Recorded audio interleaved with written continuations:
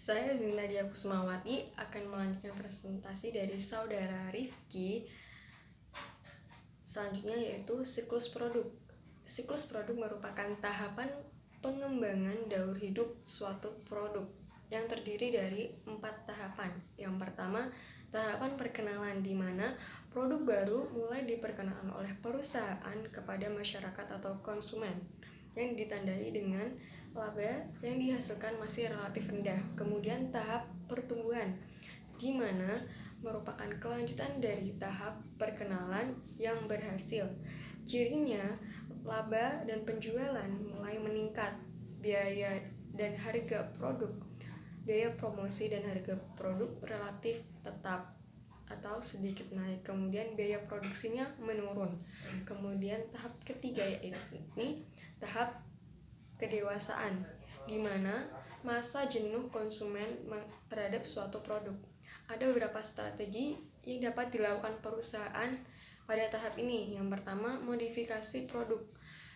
Perusahaan memperhatikan kembali mengenai kualitas produk, ciri khas produk, mutu, gaya maupun corak produk. Yang kedua, modifikasi pasar.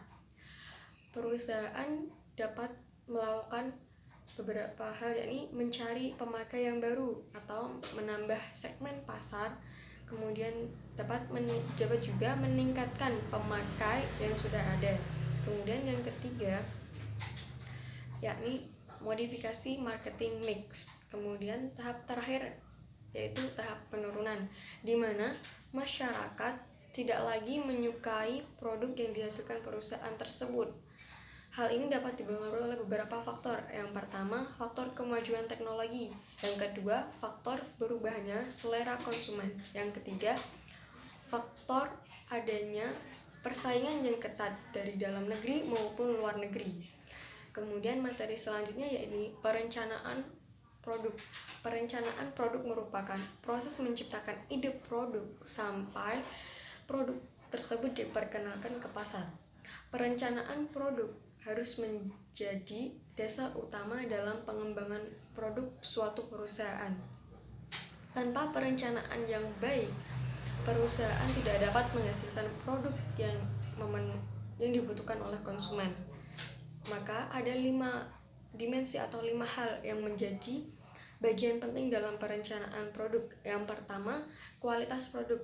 Kualitas harus diperhatikan oleh perusahaan. Kualitas produk yang dihasilkan harus diperhatikan karena menjadi tolak ukur konsumen, menjadi salah satu tolak ukur konsumen dalam membeli produknya. Kemudian yang kedua, biaya produk.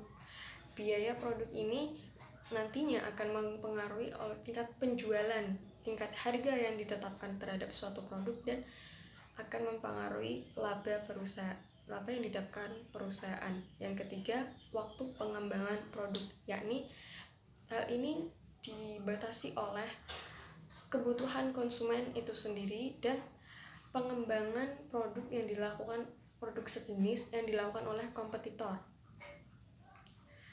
Yang keempat, biaya pengembangan. Biaya pengembangan ini menjadi batasan perusahaan dalam melakukan pengembangan produk. Kemudian yang kelima, kapabilitas pengembangan, yaitu kemampuan perusahaan dalam melakukan pengembangan produknya. Sekian dari saya. Selanjutnya akan disampaikan oleh saudari Hana.